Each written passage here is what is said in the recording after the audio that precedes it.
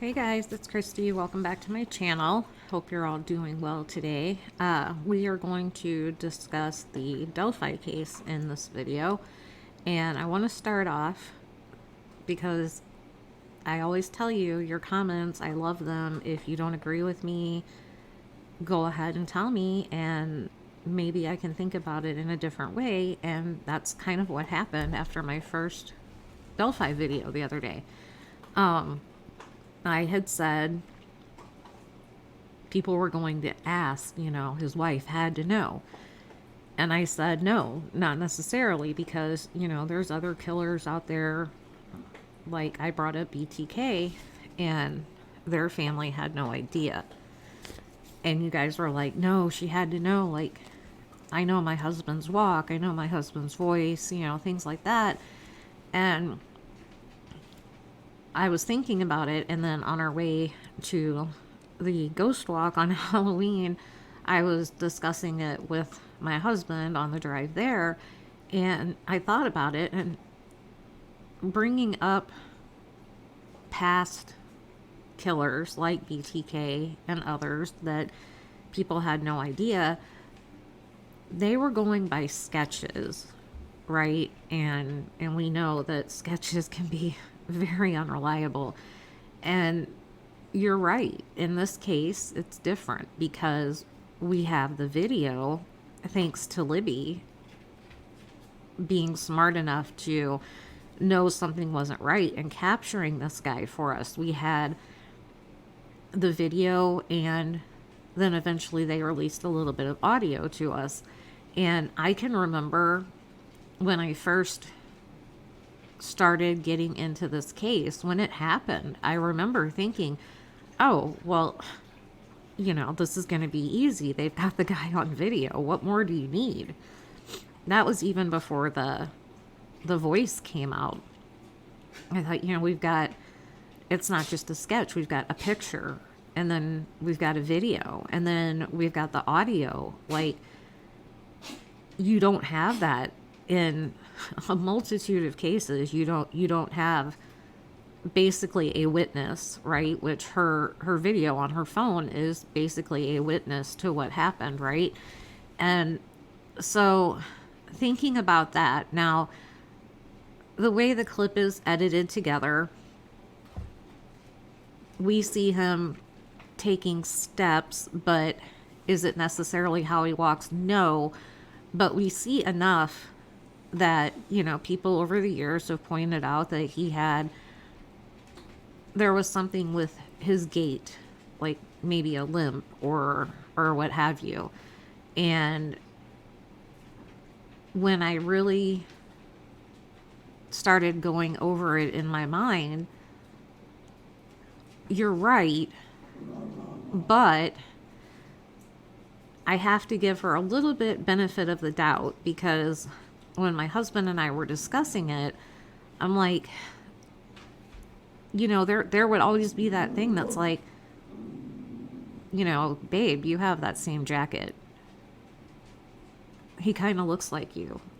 He kind of sounds like you. He walks like you. But in the back of your mind, you're going to be thinking, I would think, there's no way. It couldn't possibly be my husband. He would never. And we have a daughter. He's a good dad. No, there's no way that he could be the one that killed these two girls, right? And you have to consider, okay, did his daughter, did she recognize it? She's married. Did her husband recognize him? But also, we have to think he's this guy that has lived in Delphi. He works in Delphi, and he has neighbors, and they're active in the community. You know, he goes and he hangs out at this bar, and he plays pool and interacts with customers at CVS on a regular basis, with the police of Delphi even. So I get it that, you know, out of everybody, the wife, right? We're always going to think she should have known. But think about how many people this man encountered with Bridge Guy's sketch right there. And everybody knows that voice, right? In my last video, I said it haunted my dreams. It really did. I could hear that just over and over. And nobody seems to have picked up on it. So, you know, there's plenty of people that should have, could have, and maybe they did. But from the description of, you know, he's this nice, normal, helpful, friendly, joking guy, that maybe if they did think, wow, that looks like him, or wow, that sounds like him, did they just write it off, like thinking, no way, no way? I don't know. So it is fair to say, if he got rid of, say he had that blue jacket that we all saw on Bridge Guy, and suddenly this jacket is gone, yeah, that should have been a red flag, right? But we don't know. Was the wife home the day this happened? Because what if he came home and he washed everything before she got there? You know, what if he actually kept those clothes? I mean, yeah, there's a lot there that, you know, she should have probably picked up on. I will give you that. But at the same time, it would really be hard to wrap your mind around. They've been married since they were 19. I think it's 30 years they've been married or something. Somebody that you've spent your entire life with, probably high school sweethearts, getting married that young, right? It would be hard to reconcile this person that you love and you've loved for this long, that you live with, that you raised a daughter with, and a murderer. So I feel like if she had an inkling, she probably just said, no way, no way. I don't know, but I do agree with you, that, you know, in the past, like I said, when I thought about it, I'm like, you know, we didn't have video of, well, let's just keep using BTK. We didn't have video of BTK. Now, he did make a call once to the police to report one of his own murders. He kind of disguised his voice, and they did release that on the news, but there was never an actual image to go by. And like I said, even I, all along, am like, how can they not find this guy? They've got the video, they've got the audio. How has this guy not been caught? So I agree with you. I agree with you. But I still will say, maybe she didn't know. Maybe she suspected and then just denied it. Who knows? I mean, we don't know what led them to him for sure. There's speculation out there that, you know, we're going to go over some of that. But, maybe she's the one that called in the tip, because obviously somebody backed up his alibi. I don't know, but it's definitely something to think about. And can you imagine being his wife or his daughter and then hearing this about him? Like I said, you've built a life with this person. You've raised a child together. Or in the daughter's case, this is the man that raised you, that gave you away at your wedding. So it's a lot for them as well. And if they had their suspicions and they were confirmed, I'm sure that they're kicking themselves like, I should have known, or I thought, but I didn't do anything. I should have said something and I didn't, that kind of thing. So I'm sure this is really hard on them as well. And one of the video clips that I'm going to show you, people are like, I just talked to him like a week ago, or, things like that, that people are like, they're stunned that it would be this guy of all guys. So it's interesting how he has stayed under the radar for, well, almost 6 years, 5 years and 8 months. And I mean, he played everything just right. He did go to that 30-day institution, rehab, whatever it was. But other than that, he kept his job.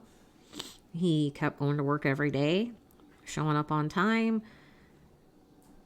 He stayed with his wife in a marriage that he had been in forever. He still went and did all of his normal activities. He went and played pool at the bar, hung out with his friends. They went on vacations. His daughter got married. He just kept on living his day-to-day normal life. He didn't give anything away. And that was another thing that I talked to my husband about, which we we often say, like, we're different, like, I guess, from other couples, because like in the Debbie Collier case, when I was like, I can't believe that Steve didn't go in there and tell her bye before he went to work. And my husband leaves at like 4 a.m. and tells me bye before he leaves. And people are like, if my spouse woke me up at that hour, kind of thing. But it's just something we do. We say bye, I love you. Every time we're on the phone, we say I love you before we hang up. He kisses me goodbye every morning, tells me he loves me. We text and call all day. And like I said, we do not hang up the phone without saying I love you and things like that. And I mean, we do have a different kind of relationship, I guess, because especially in the military, I'll hear people in the background kind of heckling them, like, oh, I love you too, making fun of him, kind of thing. But we were talking and I'm like, he comes home from work and he can take one look at me and he knows, like, if something's wrong, if something's off. He can tell my eyes kind of change colors. Like, they go from blue to green. And when I'm super, super sick, they get this really kind of almost a gray blue color to them. And he can look at me and he'll be like, what's wrong? I know you're not feeling good. What's wrong? Or even if it's just something that's, stressing me out or bothering me, like, he can just tell, he can pick up on it. And it's the same with him. Like, they're gearing up for this deployment next year. And it's been really stressful. And even on his days off, even, it could be Sunday night at 9 o'clock and he might be getting a phone call from somebody about something. And he's been really stressed out. And I'll point that out to him, like, hey, what happened? Like, what's going on? What's wrong?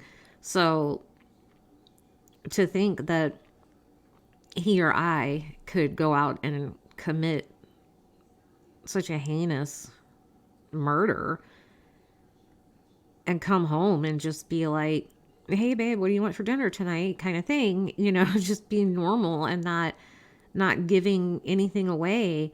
It's hard for me to imagine that I wouldn't notice something is off, like something's not right with him. What happened today? Why are you acting like this? Why, I can't answer for them because I don't know what their relationship is like, but you would think after that many years, she'd know him pretty well. And if his behavior was off, you would think she would know. And I would think if you go out and you do something like that, your behavior is going to be off. And that kind of leads me into, like, what the hell even triggered this? I mean, his criminal record, if you want to call it that, is like 2 speeding tickets and 1 for not wearing a seatbelt. I don't think a person wakes up one day and says, hey, today's the day I'm going to go out and I'm going to kill 2 teenage girls. That's what I want to do today. I don't think it works like that. I feel like there had to be a buildup, some sort of behaviors that led to this.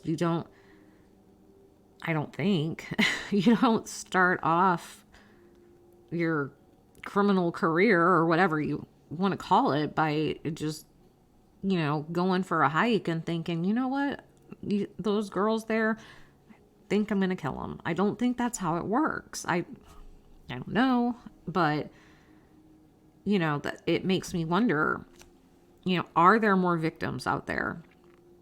Has he done this before, or has he done something else before that got him to this point? And to do it so brazenly, it's the middle of the day, broad daylight, and not just 1 victim, but 2.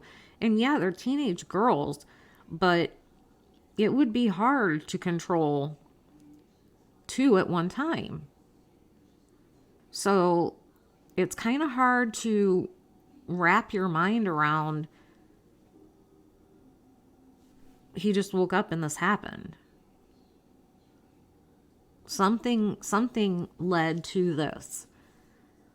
Why was he there that day? At that time? Why those 2? And had he just intended on 1 and the other one was there and he was just like, okay, I'm gonna go with it because she's my target and we're just gonna bring the other one along, kind of thing.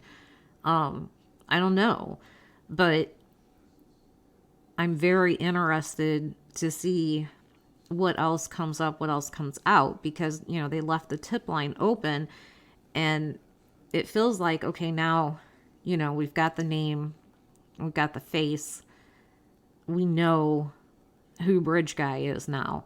So people can, instead of just looking at the sketch, they can see the face, the real face, and the real name.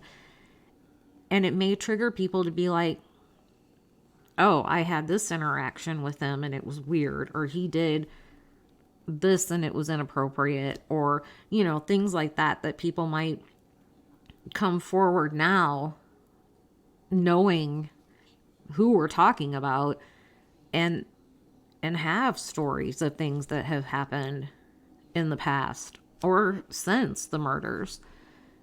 So it's going to be interesting to see like where this all goes and the psychology behind it. Like I said, what drove him to it, what in his past, was there anything that indicated that this was even in the realm of possibility? So I'm very interested in seeing all of that. It's still very surreal to me that we know who Bridge Guy is finally. And I'm glad that we know, but at the same time, it brings up a lot more questions, right? You know, had it been, which all along I figured he lived there, he worked there, he was somehow familiar with that area. But, to know that, yeah, he had lived there for a while and he worked there and interacted with these people, these families, it's a lot. It's a lot. I mean, I don't know. It's hard to wrap your mind around, I'm so happy that we're headed down this new path towards a trial, but you would think knowing would clear some things up, and at least for me, it honestly has just given me a lot more questions that hopefully one day will be answered. So I made some notes. We're just going to might be a little all over the place today. I'm going to try to be kind of organized. Let's see. Let's put the girls up here. Abby and Libby. And it still blows my mind how much I'm going to call him like little Dicky Allen or something, because I don't like to give a lot of recognition to these perpetrators, but we're obviously going to be using his name.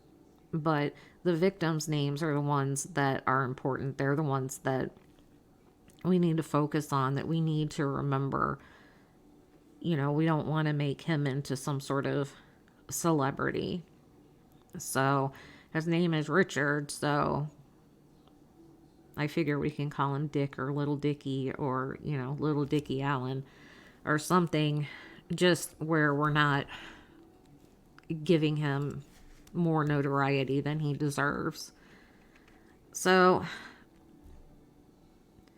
Barbara McDonald, she is the host of the HLN Down the Hill podcast, and the known evidence that she knows of that was taken from his house included 2 bundles of dark cloth or clothing, a shoebox, a stack of small books, a Macy's shopping bag, possibly flash photography items from a shed, and his vehicle. And they dug a couple places in the yard. Apparently one of them was about the size of like a bottle cap, and they dug around the shed. I don't know for what. I don't know if they had a tip of where, specific place to look to dig. A lot of people have speculated that the one that's the size of a bottle cap could have been a soil sample, maybe. It could have been a flash drive buried there. I don't know, but that one really is like, how did they know to go right there if it was like a flash drive or whatever? And then around the shed, I don't know. They also looked through, he had a burn pit, and from what I understand, there was like a 2-day gap. Like the police went there, and then it was a couple days later that he was arrested, and it sounds like neighbors saw him burning something in the burn pit. Now could this have been something that he had hidden away somewhere and he was like, holding on to it, but now he knows that law enforcement's closing in, so it's time to get rid of it, so he had to burn it? I don't know. I don't know if they got anything from the burn pit. I mean, almost 6 years later, had he come home and burned things that day, would there be anything there still? I don't know, but that's just what I'm hearing. So I'm going to play, I've got a clip of Barbara McDonald talking about the search. And if you haven't listened to her HLN Down the Hill podcast, it's really good. It's really good. And they did an updated episode after the arrest. And if you want to get familiar or refamiliarize yourself with a lot of the case as it progressed, I would really recommend going to listen to it because they did a really good job with it. So it just breaks my heart. So many families are affected by this, and I feel bad for his family and his friends, but I'm glad justice is going to be served, I hope. Getting input from the town of Delphi, Indiana, less than 3,000 residents hoping for this day. Investigators were outside of the home of suspect Richard Allen in mid-October. They were there for many hours, and we have exclusive photos only on HLN taken outside of his home that day. Want to go back to Delphi. HLN investigative producer Barbara McDonald. Barbara, walk us through these photos and what we're seeing. That's right, Susan. I was able to speak with some of the neighbors of Richard Allen. They've lived near him for several years. They were familiar with him but didn't know him well. But on Thursday, October 13th, they noticed a lot of activity outside his house, a lot of cars that appeared to them to be unmarked law enforcement vehicles, a lot of men not in law enforcement uniforms but in suits and khaki pants, all arriving at the house just before noon. They asked Richard and his wife to exit the home and to remain outside of the home throughout the day. They weren't allowed back into the home until around 11 p.m. that night. During that time, Richard stood outside. His wife sat in a van. He stood outside that van for several hours. One of the photos shows that we've exclusively obtained. Another photo shows him sitting in the van with his wife with the passenger door open for another several hours. At some point, as it was starting to get dark out, these neighbors noticed that the Carroll County Sheriff's Chief Deputy Tony Liggett arrived. He had a piece of paper with him. He showed it to Richard Allen, and at that point a tow truck arrived and started taking the car away, one of the cars away, not the one he'd been sitting in, but a car that the neighbors recognized as one that he routinely used. And they began a search inside the house and also in the yard using some sort of a device, perhaps like a metal detector or something like that, to search a flower bed and also an area around a shed. They did dig around the shed, some small areas. They took a lot of photos in the shed. The neighbors also watched through binoculars as officers came out of the house carrying several bundles of cloth, dark cloth, perhaps clothing, a Macy's shopping bag, a shoebox, and a stack of books, small books. Wow. And at this point, we don't know what any of that means for the investigation. That is something that I'm sure investigators have spent the last several weeks looking for, whatever evidence perhaps led them to today. And the neighbors said that they had known him for several years, and he was basically, there was nothing special about him. He lived a quiet life with his wife and didn't have loud parties, didn't have a lot of people over. They spoke to them on occasion, but not often, and they're quite unnerved by these developments. Yeah, Susan? that is what is so baffling, and you were able, as you mentioned, to speak to the neighbors and get those pictures, and the neighbors through binoculars thinking, who is this? We didn't even know our neighbor, and you mentioned that shed in the back. Yes. And that's right. And they said that, you know, they'd never in their lives ever seen that type of activity in their neighborhood or anywhere else that they've ever lived. It was a lot of vehicles, perhaps 8 to 12 vehicles they saw. One of them did appear to be a crime scene type white utility van. And it took 12 hours all told, many of those hours seemingly waiting for a search warrant. Wow. Barbara McDonald, thank you for those photos and speaking to the neighbor. Casey, quickly here, what does that tell you? The neighbors had no idea. Well, again, hiding in plain sight. Again, it's the roots to the community that can be the best disguise when somebody is guilty of a crime. We see this all the time, particularly with serialists, people who commit a number of crimes. And by definition, when somebody commits a number of crimes like this, they're successful in it. They keep getting away with it by just looking normal, going through their normal routine. You can be very sure that the police are going to consider that perhaps he has done this sort of crime in the past. And maybe that is what this investigation into his house is about. Remember, we don't know if he took souvenirs from Abby and Libby. We don't know exactly what they're looking for, but it would seem that what they found there is responsible for his arrest on Friday. All right. So I got a picture here. This is, and if you saw Dog Nose, that was Shiloh coming to visit me. So this is the overhead view of little Dicky's house. You know, like I said, everything about this guy is just your normal average guy, right? You know, he lives in this neighborhood. He's got neighbors pretty close by, but you can kind of see the setup where it looks like the shed is in the back, probably the fire pit area, things like that. This is a picture of his house. You know, like it's, you can't ever say, like, you're walking down the street and you can't be like, that person's a serial killer, that person's a murderer, that, you know, it's not that easy. I wish it was, right? But, you know, it kind of goes to one extreme or the other. Something like this happens and you have people coming out on the news saying, you know, he was always a little weird, or I knew there was something off about this guy, kind of thing. Or the other extreme, which is what we're seeing here, is I had no idea. I never would have suspected this guy. He's the nicest, most normal guy. You know, it's always one extreme or the other. And this guy apparently put out no red flags to anybody in the community. He's just a normal guy living in a normal neighborhood with a normal house, you know, a wife, a kid, a job. He's just your average guy.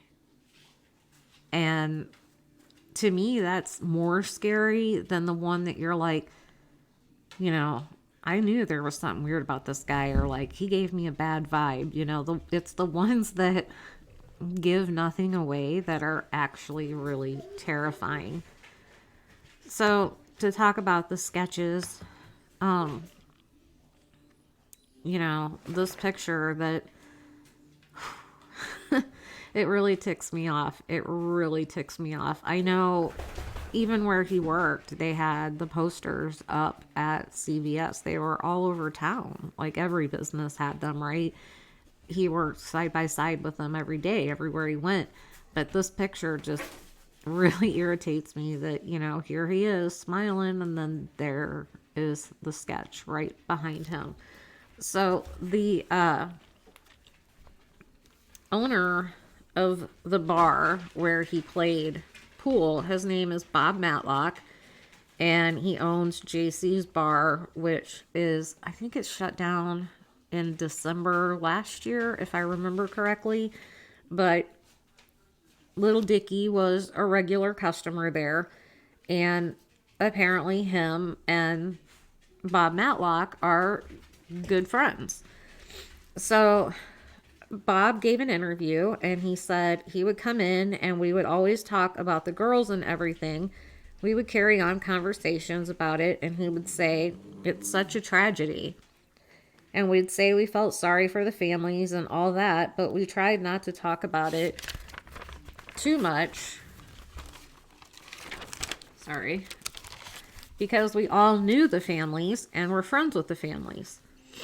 Matlock said he has considered Alan and his wife Kathy good friends for nearly 2 decades. So again, you know, we talk about him and his wife have been married for like 30 years and she should have known. Well, this guy considers little Dicky and his wife good friends for nearly 20 years, and he didn't pick up on it either. He said the Allens were members of the bar's pool league and were active in the local community. Matlock said he spent time with them not only at the bar but outside of work as well. He insisted there was never any indication that little Dicky, known to his friends as Rick, would be implicated in the killings. Matlock said he couldn't believe it when they said they arrested little Dicky. He said, well, that can't be the Rick we know, and come to find out, it was. There wouldn't have been any inkling to anyone that knew him that would expect him to do something like that. He just didn't seem that type of person, but you never know. No, you really don't. And if you never knew that before, this case should teach you that lesson. You just never know who's capable of what. Regarding the photo of Allen with the police sketch behind him, which is the one that I have up here, Matlock said, we were all sitting at the table there. We were having a pool night and just having fun. We were snapping pictures and everything. Every business in town had those sketches up. It just happened to be he was sitting there at the time. But to me, that did not resemble Rick. My other patrons around town would come in for breakfast or lunch. Everybody would say, Christ, that don't look like anybody, or it could be anybody. Matlock said to him, even the voice didn't resemble Allen's voice. Matlock says Allen was a quiet guy and always so friendly. He said Allen's wife was so sweet and works for a veterinarian. So I get what he's saying, because every time a new player came into the case, you know, Keegan Kline, Ron Logan, Daniel Nations, gosh, there's a bunch, right? We would be quick to compare them to the sketch. And they all, in some ways, we could say, yeah, that could be them. That could be them. It kind of fits, right? So I see what people were saying, like, it could be anybody. But at the same time, it's hard, right? Steve agrees. It's hard to think, like, you know, he's right there with it. You're not going to sit there and be like, you know, the eyes or, you know, something. I don't know. And then the voice. It is Young and the Restless time, and he is still not happy. Maybe he's cold. I'm cold. I can't get warm today. Get back on track, Christy. So it's hard to think, you know, of how many people he talked to on a daily basis, even just through his job or at the bar or when he was playing pool or whatever, and nobody caught on to the voice. It didn't trigger anything in anybody. I mean, it's bizarre. So he hid in plain sight. He even went out of his way to appear empathetic with the victims' families. Becky Patty, Libby's grandma, said Allen didn't charge them to print photos for the funeral of the girls when they brought them to CVS for processing. Can you imagine? This monster is the one printing out the pictures for the girls' funerals. I mean, what? And it's kind of creepy to think, like, he had access to everybody in town's information, you know, that, you know, everybody goes to CVS, right? And he's printing pictures off for people. You know, was he printing extra copies for himself? You know, how many other girls had he looked at or considered for what he did? It's mind-boggling if you let yourself go down that rabbit hole of, like I said, the information he had, the access, it, you know, and he would always be really helpful when the families would go into the pharmacy and, go up, like, actively seek them out in the aisles, it sounds like. Do you need any help with anything? Can I help you?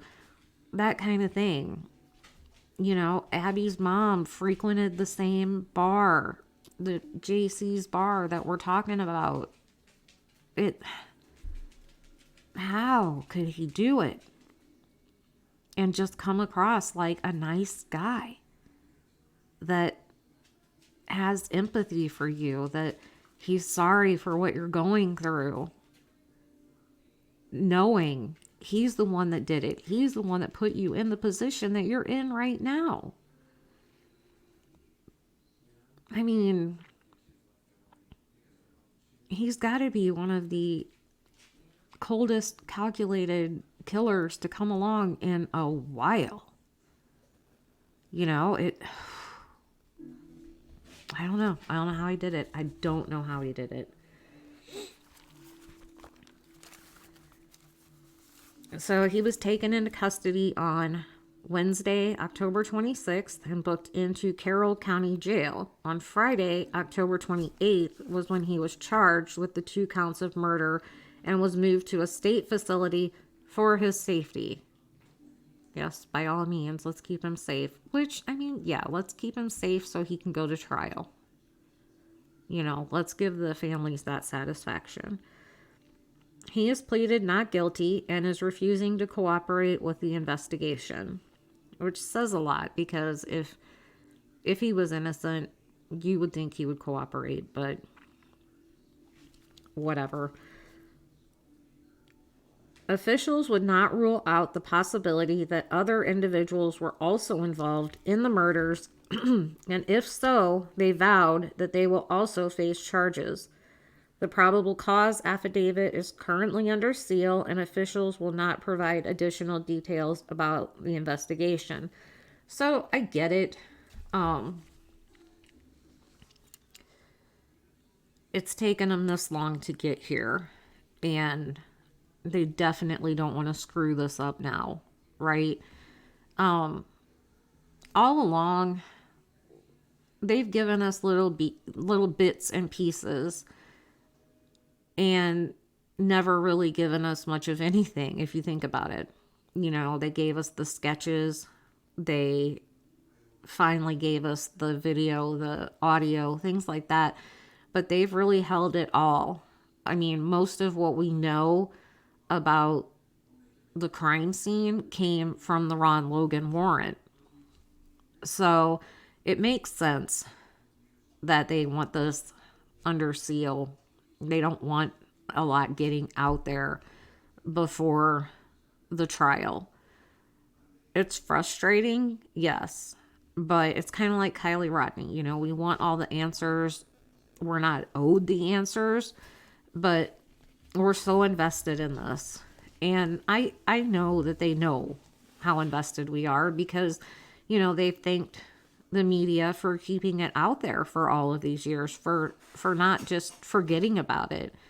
And the reason for that is because of these little bits of information that they've kind of fed us along the way. So I'm sure at some point they're going to give us little bits of what we want to know. But honestly, we will probably have to wait until the trial to find out much. And not ruling out other people being involved, I mean, that alone could be a good reason to keep it under seal. They're still investigating. And Doug Carter basically said they're starting over, which also makes sense. You've got to make what now you've got the guy, and you have to look and kind of investigate, like, how does this all fit together? So if there are other people involved, I hope they get caught up with. And my only fear is this guy, he would be the one to know, right? Who else was involved and how. I don't want to see them make a deal with little Dicky to get that information.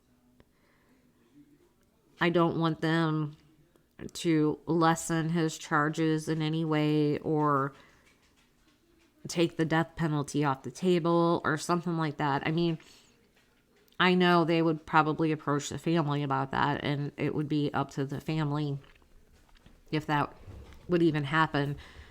As much as everybody needs to pay, this guy really needs to pay. He doesn't deserve any kind of a break, in my opinion. All right, moving on here. What else have I got for you? So, like I said, we know, like this is the guy, right? This is the infamous bridge guy. And, you know, here's the two sketches. The top one is the first one that they came out with, which was, we all kind of dub it Old Bridge Guy. And then the bottom one was the second sketch to come out, but they said it was the first sketch to be made, which we call Young Bridge Guy.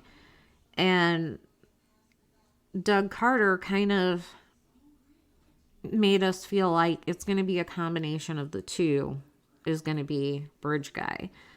So you can kind of look and see similarities of him in the Bridge Guy sketches. But at the same time, if you look at it, like if you're just looking, like, okay, just look at Young Bridge Guy. And you see that picture and you go to CVS to pick up a prescription or whatever, and you see little Dicky Allen. Does it click? Just kind of go back and forth.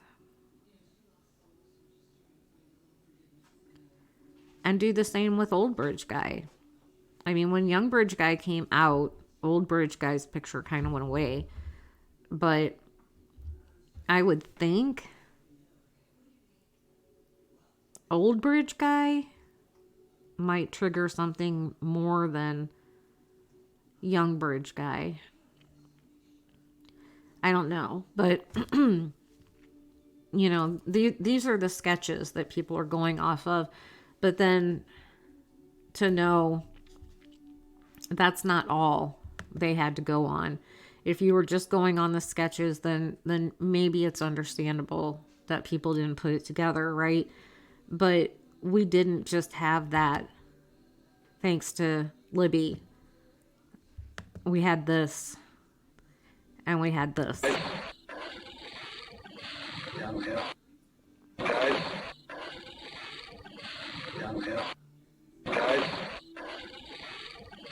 Downhill. And it makes a difference, right? Like I said, there's not a lot of cases where you have photo, video, audio. And like I said, if you look like what he's wearing in the picture, if that's something that he always had and then it's suddenly gone, that would raise questions for me. If my husband had a jacket that he wore all the time and then suddenly I don't see that jacket anymore, it would be weird. You know, is this how he always dressed? I don't know. Some people have even speculated that he dressed this way to make himself appear like Ron Logan, to kind of frame Ron Logan, that he dressed that way and he took the girls to Ron Logan's property intentionally to frame Ron Logan. And I mean, at this point, maybe, I don't know, anything's possible, but that is a very deeper level of his psyche, that, you know, he thought it out like that, like he thought out that much. So excuse me, let's talk about Ron Logan a bit. Like I said, he was a suspect. And if you can see, you know, his coat, his hat, everything, it fits, right? It fits with Bridge Guy. So if little Dicky did, for whatever reason, want to frame him, you know, he did a pretty good job with what he was wearing. So, like I said, he has passed away. And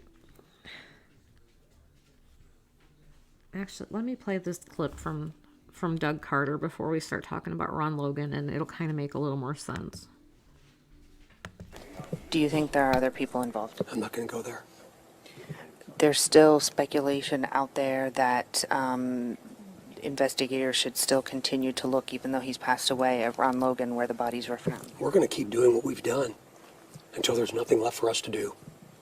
We're going to keep doing it. I was looking back at my old notes from I have You've been with us notebooks. the whole time, I have haven't notebooks for 5.5 years. So I was reading back on the time when you guys searched Mr. Logan's property, and Kim Riley, was it Kim's? And he was saying it was because some things didn't add up. Are we still looking at Mr. Logan as possibly We're looking involved? at everything and all of it. We're looking at all of it. We said when this happened we were going to start all over. So you That's never, what we're doing. so you never cleared him, Mr. Logan. We haven't cleared anybody.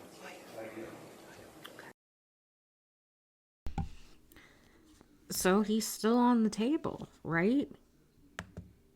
Everybody is still on the table, it sounds like. But the Ron Logan warrant revealed that the girls had lost a lot of blood, and the killer was believed to have moved and staged their bodies before taking some sort of souvenirs from the scene. The warrant also revealed that the girls had been killed by some type of weapon. The kind of weapon was redacted, but I think it has come out since that it was a sharp cutting weapon, so a knife, I guess, basically.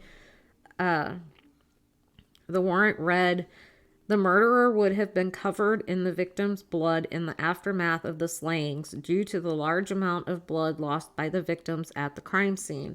Because of the nature of the victim's wounds, it is nearly certain the perpetrator of the crime would have gotten blood on his person and clothing. So I told you before, Logan owned the land where Abby and Libby were found, and their bodies were found just 1,400 feet from his house. So the application for the warrant cites multiple complaints that Logan was violent towards women, and he owned multiple weapons, including handguns and knives. And he also lied about where he was at the time the girls disappeared. He claimed he was out of the area with a friend the afternoon of February 13th, 2017, but cell phone location data actually placed him in the area around the trail. So he had contacted a friend. He said that he went to this aquarium store, something with tropical fish or something like that. It was the whole story. And he was not supposed to be driving. He had a suspended license, I believe, because of DUIs. He had multiple. Now, he had driven that morning to drop off trash at, I guess, like the dump or whatever. And then I guess he actually drove to this aquarium store, but he wanted, he wanted his friend to basically alibi him and say that he had driven Ron to the aquarium store and that they were there from this time till this time. And the friend said Ron had never asked him to lie for him before. And so a lot of people were like, well, he was just trying to cover because he didn't want to get in trouble for driving without his license. But he didn't ask anybody to cover for him when he went to dump the trash, and police knew that he had driven to go dump the trash. So it's weird for sure that he wanted alibied that this friend was with him, drove him there, and it was at the time of what happened to Abby and Libby. So there's always been questions that kind of hang around Ron Logan. Now, he was at the time in his 70s and it seemed unlikely that he was the actual killer, but it wasn't out of the realm of possibility, of course. But he also, this property that he owns, I guess he lets people put up like deer stands and hunt there and things like that. Well, we know that little Dicky is a hunter. Did he maybe hunt on that property? Was he one that had a deer stand there? You know, is there a connection to him and Ron Logan that maybe we're going to find out about? I don't know. Or did he have some sort of a dispute with Ron Logan, like he wanted to hunt that property or he wanted to put a deer stand there and Ron Logan wouldn't let him? But, you know, that would explain why he would try to set up Ron, but it doesn't explain what triggered him to do the murders in the first place. I mean, it's not like I'm going to get mad at my neighbor and say, you know what, I'm going to commit a double homicide and frame him for it. I mean, if you get mad at somebody, you know, you might set them up for something, but why double murder? I mean, that's really jumping the shark, right? So I don't know what the connection with Ron Logan might be, but he's you know, he's made himself look suspicious because of lying about where he was and things like that. You know, his record is not great, you know, but there's a lot of people out there with not great records that don't go out and murder teenage girls. He was never charged, and he passed away in, I believe it was 2020. From what I've heard, it was complications to the Rona. It's unclear if he has any connection, but Doug Carter says he's not ruled out. So, like I said, I mean, could it just be the hunting connection that somehow ties little Dicky to the property? I don't know. We do know that one of the things that was found at the crime scene, I believe it was covered in the Down the Hill podcast, were fresh cigarette butts. And little Dicky is a smoker. A lot of people that work with him, that hung out with him at the bars and things like that, he was a smoker. So could they potentially have recovered DNA from those cigarette butts to use against little Dicky? If you watched my scary story that I did about the Halloween murders in Napa, that's how they got him, was through cigarette butts. They had the DNA from the cigarette butts, but they hadn't run the DNA of the killer.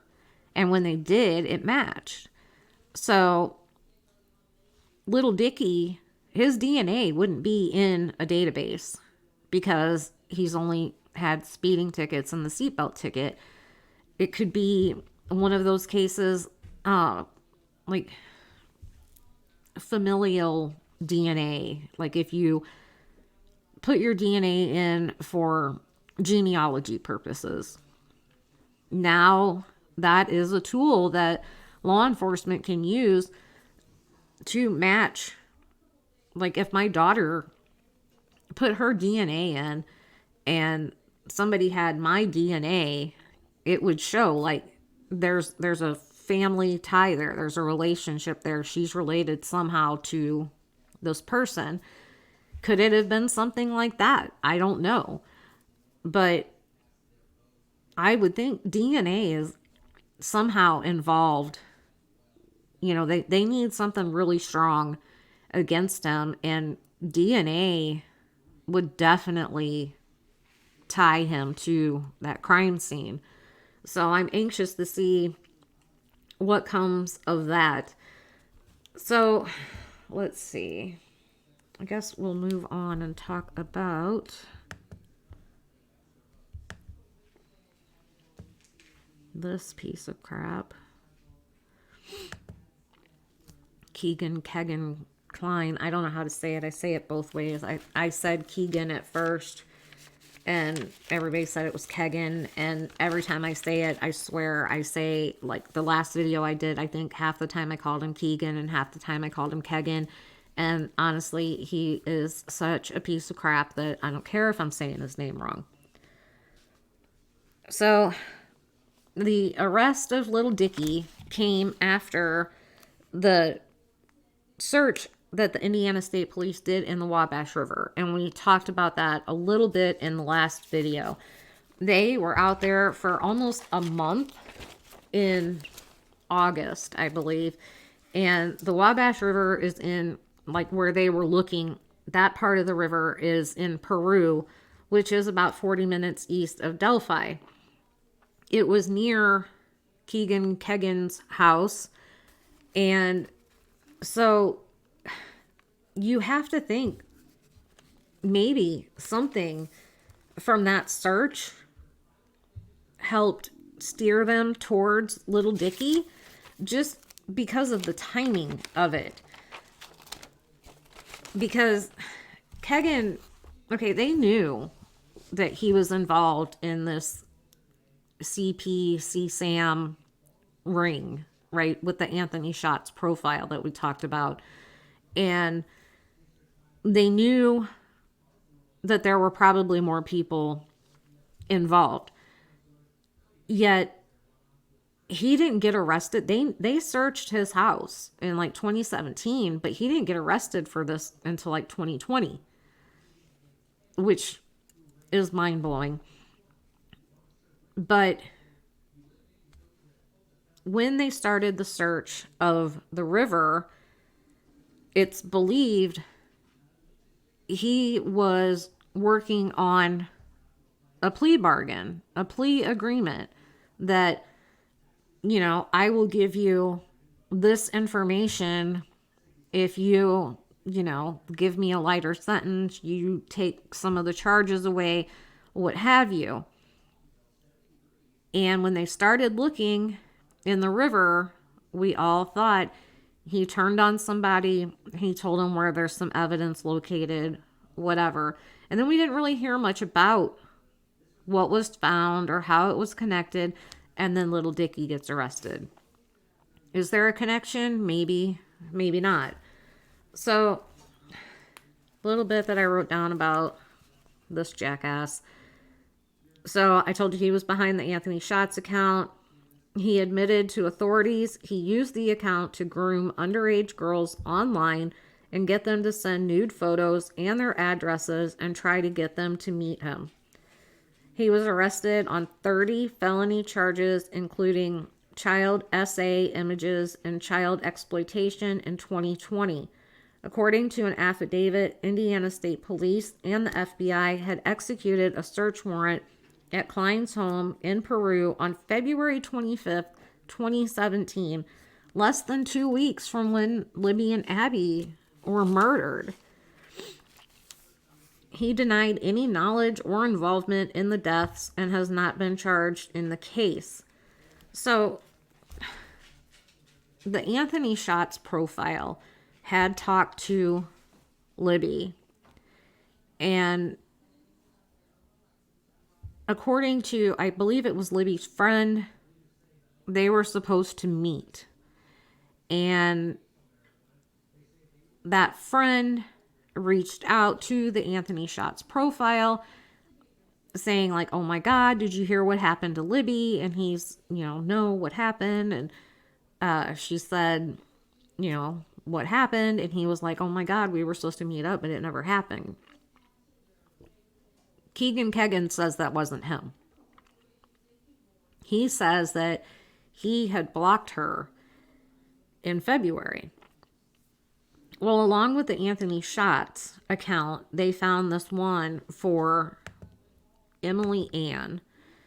And Emily Ann was a profile believed to be Kegan or another man.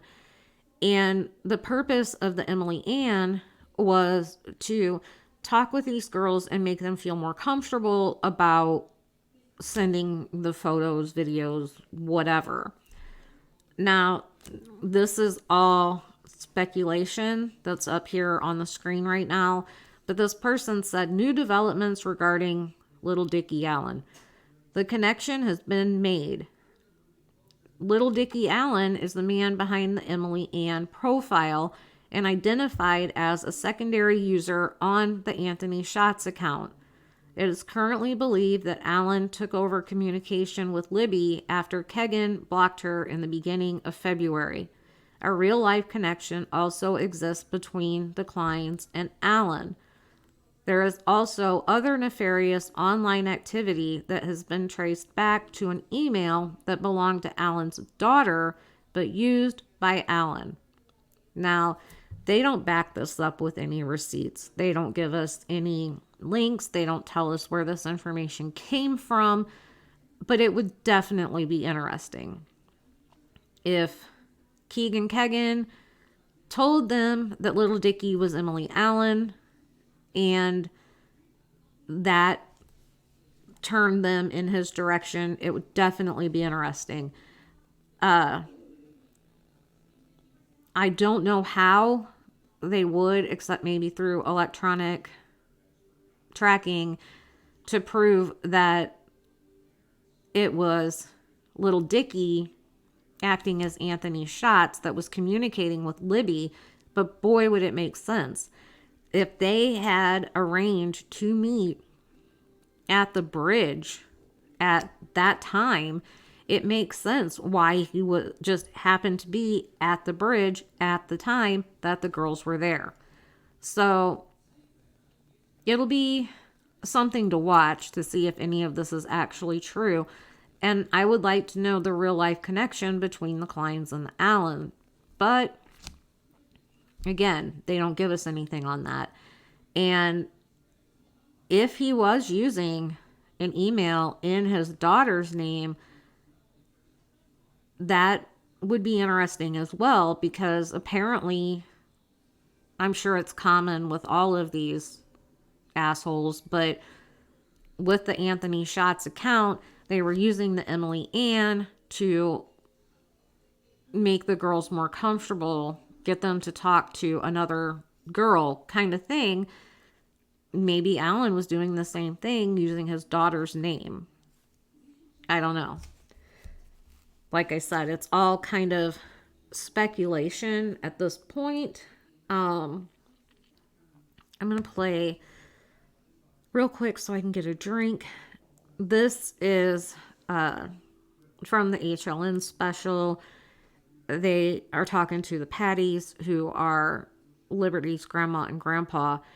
And I just want you to really, really watch, really see them and hear them and know, just because this guy got arrested, things are not better. You know, this is still very hard, very tough. This adjustment, it comes through, especially with Patty. You know, my hearts really go out to these families right now. So I'm going to play that while I get a drink and hopefully help my throat a little bit. I do want to bring in Mike and Becky Patty, Libby's grandparents, who I've been lucky enough to have gotten to know through the years. It's good to see both of you. Becky, I'll start with you. We've discussed many times on maybe what this day would be like for you. What did it feel like, and was it different than what you thought? Oh, much different. I've always told people that when we were told that they'd hear me yelling from the rooftops, and when they told us, it was really just kind of like, reality was much different than what I totally expected. Almost, Becky, like from what you've described through the years, we've been on panels together, you've handed out flyers, you've said we have to find this person. So this is moving on to, I guess, a new chapter, Becky. Yes. Yes. I got up the next morning and got my coffee and got ready to post my today is the day and realized that, well, I don't have to do this anymore. So I think that's when some of reality set in, and I'm thinking, now what do I do? What is my purpose? We're finding our feet there, figuring out what it is we have to do, and I guess we're preparing for the next path we have to go down. And Mike, you've said throughout the years, look, I don't want to get my hopes up too much in terms of certain names, persons of interest, if you will, that have been tossed around. So when you heard this, was your thought, okay, I'm not going to jump to conclusions here until I hear it? Yeah, we definitely didn't jump to any conclusions, but I think the reality of it, like I said, is still setting in with us, and more importantly, trying to figure out what our path forward is. I mean, and that is the prosecution of the case. And so what role do we play there? We're still big advocates, you know, in helping the investigative team out there and driving in information, because we want to make sure that if there's anything that's out there that law enforcement doesn't know about, we want them to know about it. And especially with this arrest and this person being charged with this, if there's people out there that have anything that's ties to this with this new information and a new person, there's a face with the bridge guy now and a name with the bridge guy, to please call that information in, because this could definitely jar some memories from other people who may have had interactions with him. And as you both have heard with the prosecutor, McClellan, he has said through the years, look, what we think and what we know are two different things. And we not only have to make an arrest, we do want to make sure the person who's responsible for this does go away for a long period of time, meaning a guilty verdict. And Mike and Becky, I've seen the both of you. We've been on panels together. Just the hope you bring to other people who have gone through maybe a crime, an unsolved crime, and just what you've been able to do together in moving forward. And you've always kept Abby and Libby's memory alive.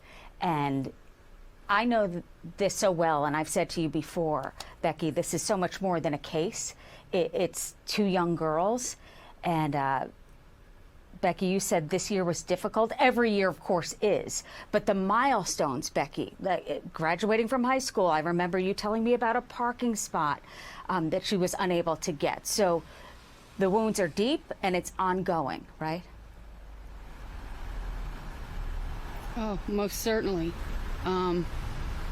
You feel it, you live it every day. Kelsey's wedding, you know, every event, vacations. She may not be here physically, but we take her with us. We take her with us everywhere we go and whatever we do. A lot of what we do, a lot of our vacations is based around on honoring Libby. And Mike, when you were at the press conference, I know you were briefed beforehand. What were your thoughts going through? I know that you've been great with law enforcement, always backing them and them backing you, and they thanked you immensely for this. And they said, look, the tip line's still open, and that means that, look, this is not case closed, right, Mike? You are correct. It's not.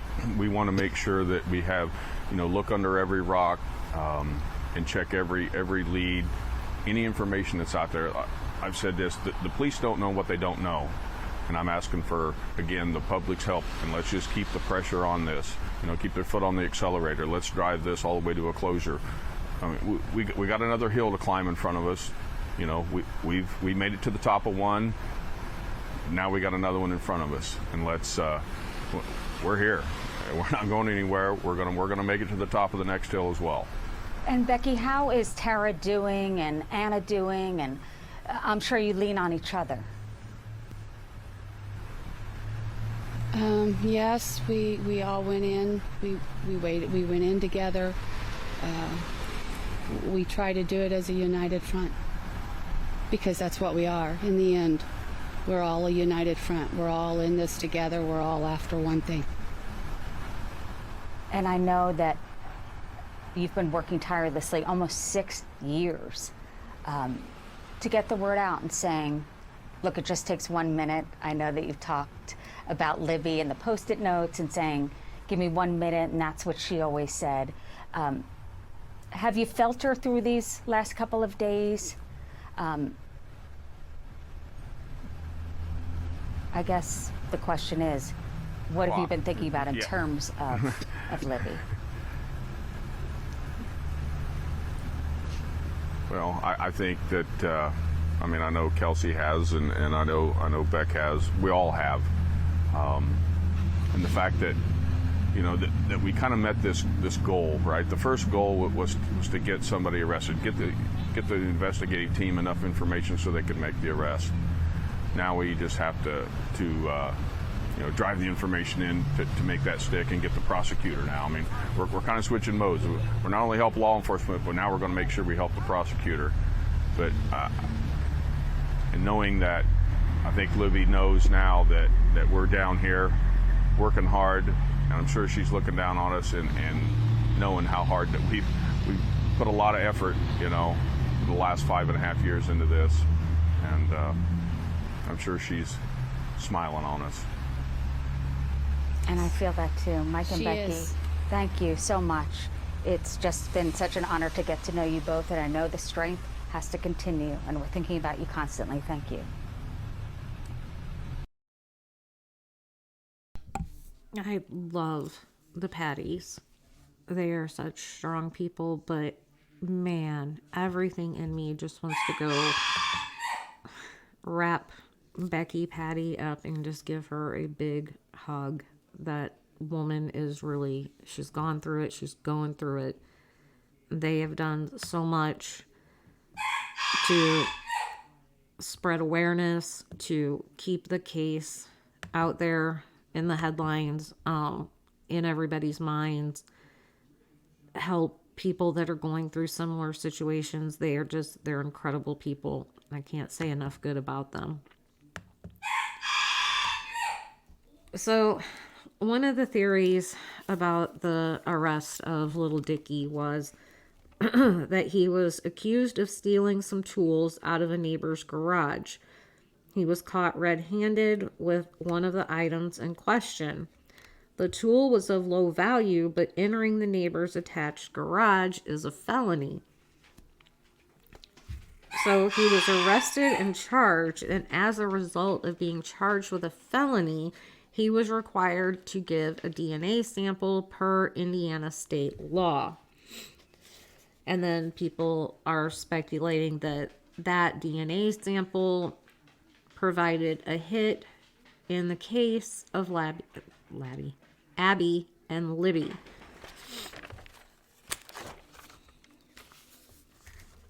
Also, allegedly, Allen came forward within a week of the murders to tell law enforcement that he had been at the trail that day and that he took a walk within the time frame of the murders. So it feels like if that's true, he was covering his ass in case he was seen there. I don't know why else, if he did that, why else he would do that. Thinking, oh, somebody saw me there and I need to give myself an explanation. Also, we know it's very common for perpetrators to insert themselves in the investigation, which is why I believe he was probably one of the community members that went out there and searched that night. I completely feel like he was there. And by telling the police, yeah, I was there and I was there at this time, then the sketches come out.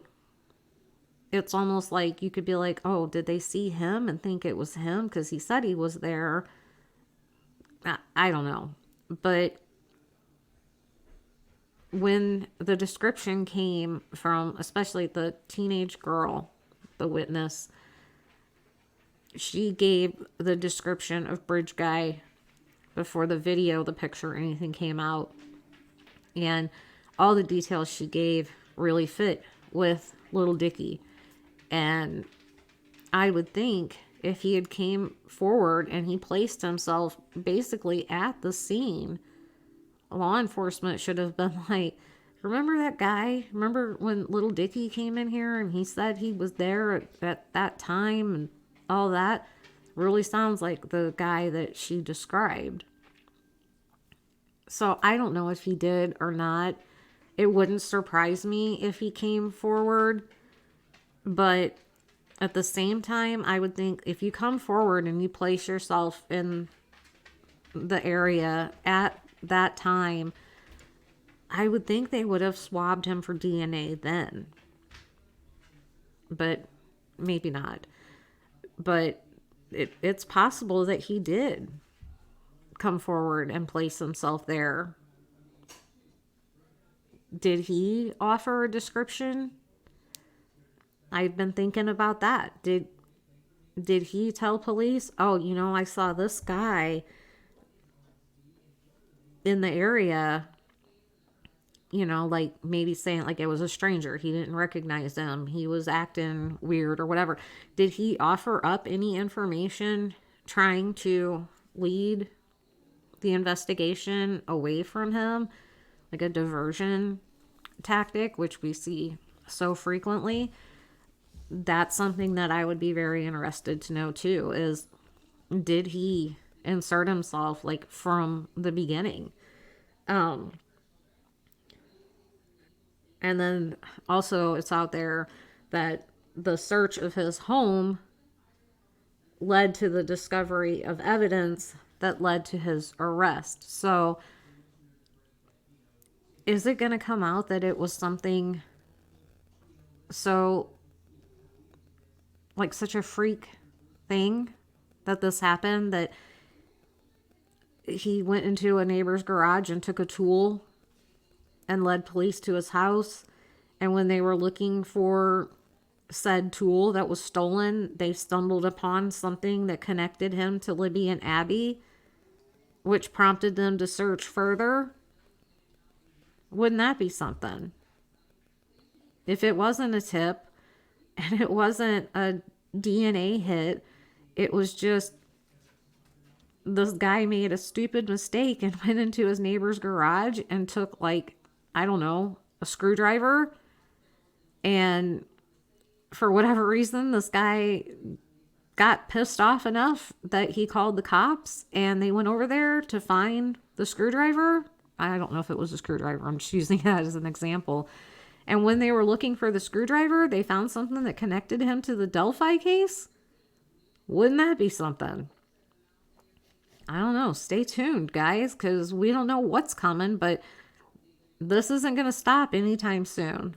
And there's going to be speculation and stories and wild rumors flying around, and we will try to cover them and debunk them and see what we can come up with. But this isn't going to go away anytime soon. This case is more on fire now than it has been since it happened back in 2017. So, like I said, stay tuned, because I know there is so much more to come. I know this video has gone longer than I like to normally go, so I apologize for that. If you hung in with me here to the end, thank you so much. I appreciate it. Please give it a thumbs up. Share it. Subscribe. Click the bell to all so you get notified for all of my video uploads. One thing that I've learned from this case is I'm always hopeful, and this case proves never lose hope. Never lose hope. And the case that I'm covering, the Brett Wolf case, the local cold case murder, I'm so hopeful that it can be solved. And when they arrested little Dicky, it made me think it's possible.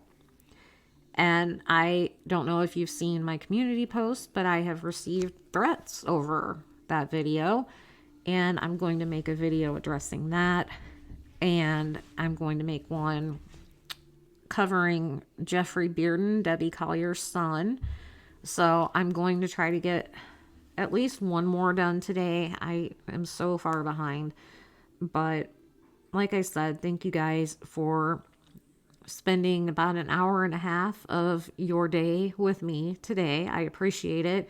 I hope everybody is having a good morning, afternoon, evening, wherever you happen to be watching from. And leave me your comments. Let me know what you think of this whole situation. Let's talk. I love interacting with you guys. I love it. So like, share, subscribe, comment, join membership if you want to. Give me a super thanks, whatever floats your boat. But at least give it a thumbs up. I would really appreciate that. And as always, I will see you all in the next one.